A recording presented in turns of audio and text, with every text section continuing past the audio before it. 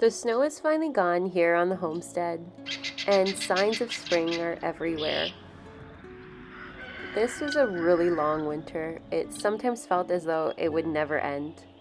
But here we are, the snow has finally melted, and everything is coming to life around us.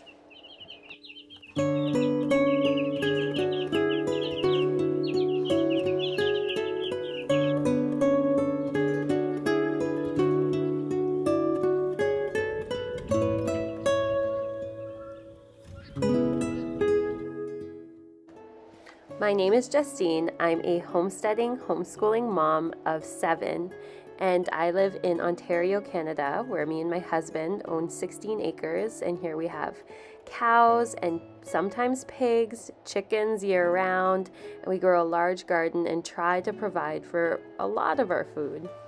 Today I wanted to take you along with me as I show you what a day in the life is for me now that I'm about 2 months postpartum.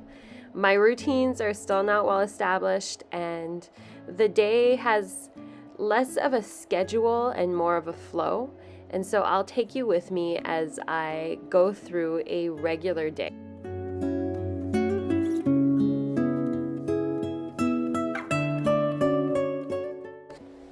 Before having this baby, I used to wake up way before the kids.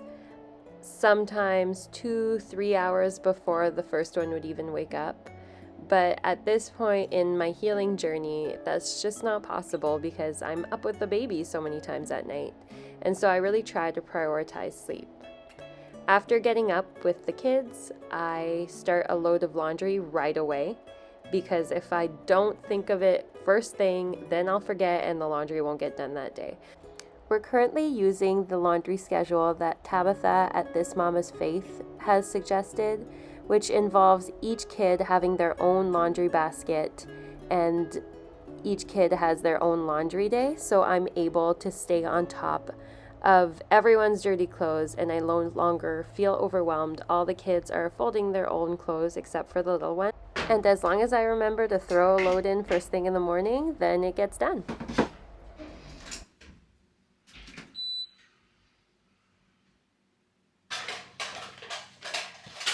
Once the laundry is going, I head downstairs to make myself a cup of tea.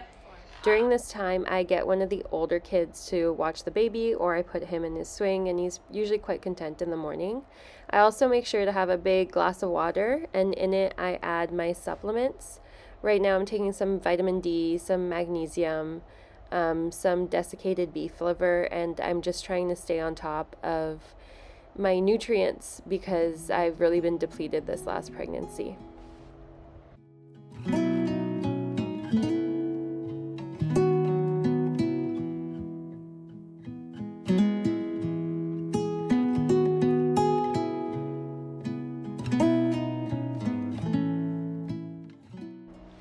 Even though I no longer wake up before the children, I still make sure to get some time for prayer first thing in the morning.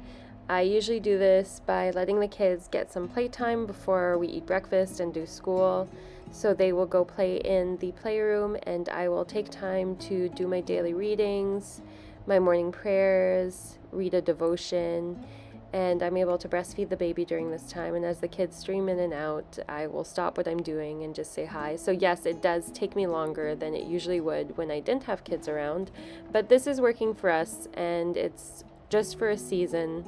It's just for now, and eventually I will get back to getting up in the morning earlier than the kids and having that prayer time really alone, but I don't want to skip it just because it's not the ideal situation, so I just make it work.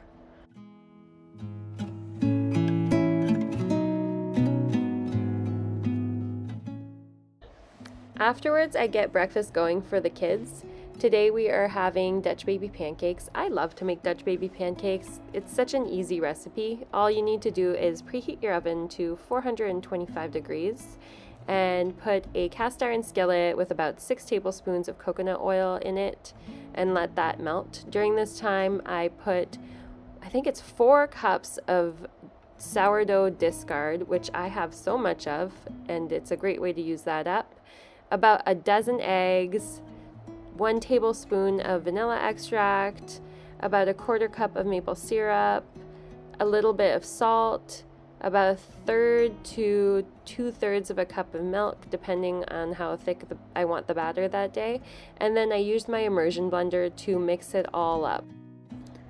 I just used about 11 eggs this time because the egg I'm showing you right now is actually a turkey egg, and we actually have a funny story about that. So last year, we raised some turkeys for meat, and my son was in charge of caring for them. Well, he fell in love with one of the turkeys and begged us to keep it and promised us he would take care of it. And I'm not one to kill one of my children's pals, so we agreed to keep this turkey. And he named him Mr. Turkey and has been referring to him as such for the last little while. But a few weeks ago, Mr. Turkey went missing and the kids went searching for him all over the yard. And when they found him, he was in the hay bales. So we didn't think anything of it until my daughter came to see me a few days later, and she said she found this huge weird egg inside the hay bales. And so at this point, I start putting two and two together, and I end up looking up this turkey's breed and finding out that Mr. Turkey is actually a Ms. Turkey and has been laying us some eggs. So we are in the process of looking for a boyfriend for her, and my son has assured me he's going to take care of both of them. And after the initial shock of finding out his friend was a girl, not a guy, he's quite happy about the whole situation, and he plans on breeding the turkeys once he gets a male and selling the eggs off. So I will keep you updated on what happens with that whole thing. As I'm waiting for the Dutch baby pancakes to bake in the oven, which will take about 30 minutes, I decided to put together a loaf of whole wheat sourdough sandwich bread. My mixer is currently broken, so I've been stuck having to do stretch and folds throughout the day, which actually is not that bad as long as I remember two things, which is to feed my starter the night before so it's ready to go in the morning, and to actually put the dough together first thing in the morning so I have time to do the stretch and folds. I'm not gonna lie, sometimes that doesn't happen and then we don't have bread. So I do have to be vigilant and stay on top of my task list for the day, or else we don't have bread for a couple days. I find when working with whole wheat, it's just so much easier to use a scale, so that's what you see under my bowl. I'm just measuring out all the ingredients to make sure I'm getting the proportions correct. I'll let this dough sit for about 30 minutes and then I'll come back to it afterwards and start doing stretch and folds every 15 to 30 minutes for the next couple hours. While I'm doing all of this, the kids are usually outside taking care of the chickens because that is part of their morning chores. So they have to feed them, bring them water, and clean the bedding. The younger kids don't have chores except for feeding the cats and making sure that they have water. So they stay inside with me and they play while I get breakfast ready. And the baby is usually either taking a nap in his bed because we don't really have a nap schedule down, or he's happily in his swing or his seat on top of the island and just watches me until I'm done. I serve the Dutch baby pancakes with some maple syrup on top, and I get all the kids settled at the table. They can usually listen to an audiobook in the morning, especially if we have school that day. And once they are all sitting down happily eating, I will run up and take a 30-minute walk on the treadmill. I go as slow as I need to, depending on how I feel that day, and the baby just watches me in his swing usually, or his seat, and I just get it done. After my walk, I usually have time to switch over the laundry, so everything from the washer goes in the dryer, and I can start a new load if I really want to, so that way I'm able to stay on top of all the laundry that 9 people produce.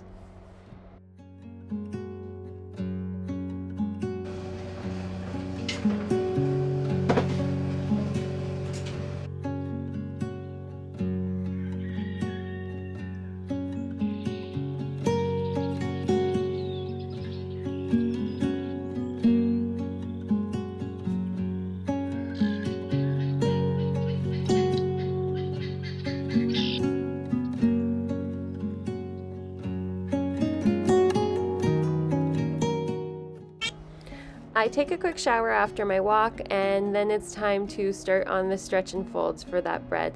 So already you can tell that the dough is starting to look a lot better. It's less wet and more glossy, and the longer I continue the stretch and folds, the glossier and more developed the gluten will become, and that's what makes a nice fluffy bread.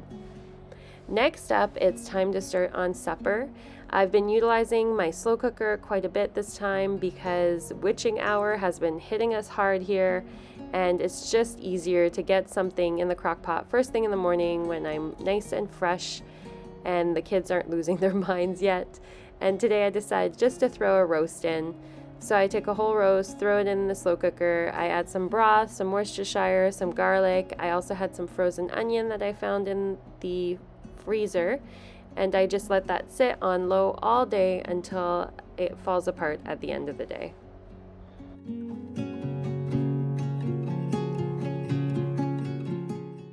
I also had some bacon that I was curing that I needed to deal with.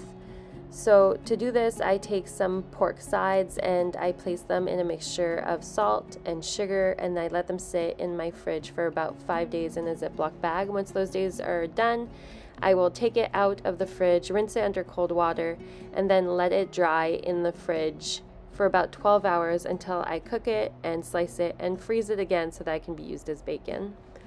During this time, school has started, so I'm just popping in and out and letting the kids work independently as much as possible.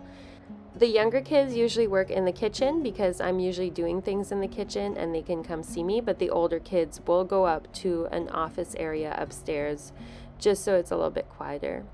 And while I'm teaching, I am also working on another sourdough project. This is bread that I had fermented the day before.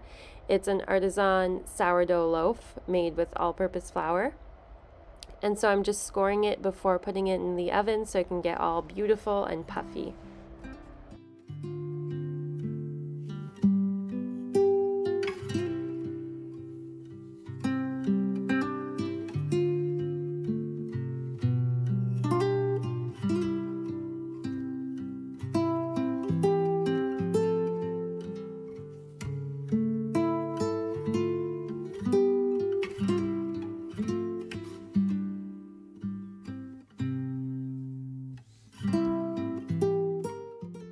The baby woke up from his morning nap around noon just as we were finishing up our homeschool day, and so I got some leftovers reheated on the stove for lunch. We had some hamburger patties left and a few buns, so some kids got buns and some kids just got a burger patty with some crackers. And yes, the toddler is standing next to me on a stool, touching everything. That is the season of life that she is in. And I've gone through this so many times now, I don't really get fazed by it anymore. After lunch, we go play outside to tire the little ones out before their nap. Thankfully, the bread was ready before we went outside, so I didn't have to run back in. I make it a point to take the little ones outside for at least an hour a day. I find that they have better attitudes, they are happier, and overall the day is less stressful when we get outside to play.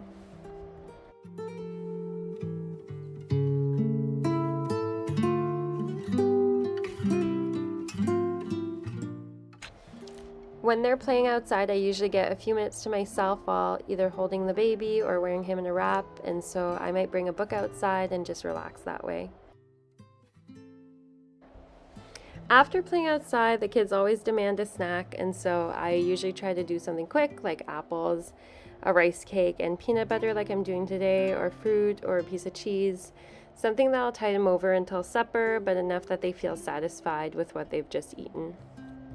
After snack time, I'll put the youngest ones to bed, and the older ones can usually entertain themselves for a little bit, and this is when I really take time to prioritize taking care of myself. And for me, that means being by myself with my own thoughts for a little bit. When you have 7 kids and everyone has an opinion and wants to talk to you, it's really hard for someone, especially someone who's introverted, to have that constant noise. And so I've started taking walks around the property, which takes me about 15 to 20 minutes depending on where I'm going. And I do this by myself with no headphones, nothing in my ears. I just listen to the birds and the quietness, and I try to just really reset my nervous system so that when I go back in for the rest of the day, which I'll be making supper and getting the kids to bed, and we all know how stressful that can be, I am really relaxed and rested, and I feel like myself again instead of just being frazzled and having the day keep throwing things at me. I prioritize taking this time to really reset.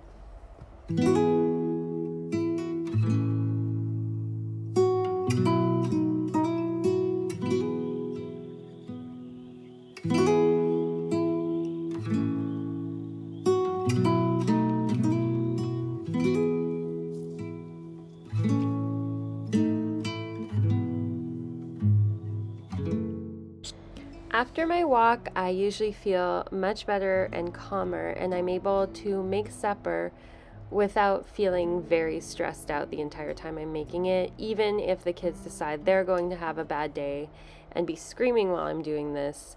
I am able to keep myself calm because I did take time to do something for myself.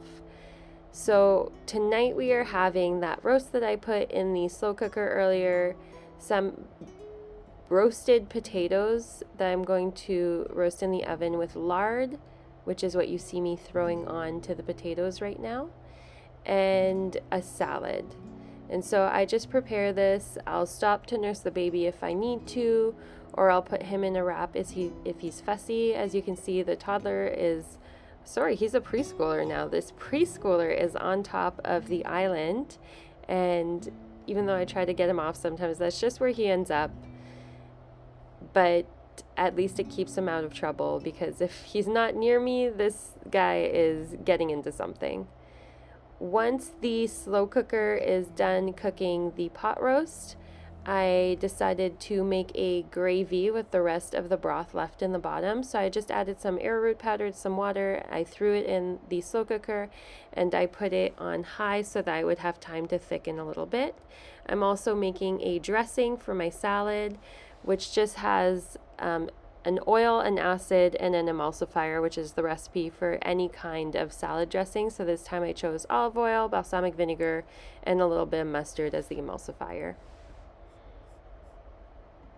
After dinner, we will do the dishes, say our family rosary, and send the kids off to bed. After the kids are sleeping, my husband and I will spend some time together, and then I'll do my nighttime prayers and go to bed myself with the baby. And that's it for us this week.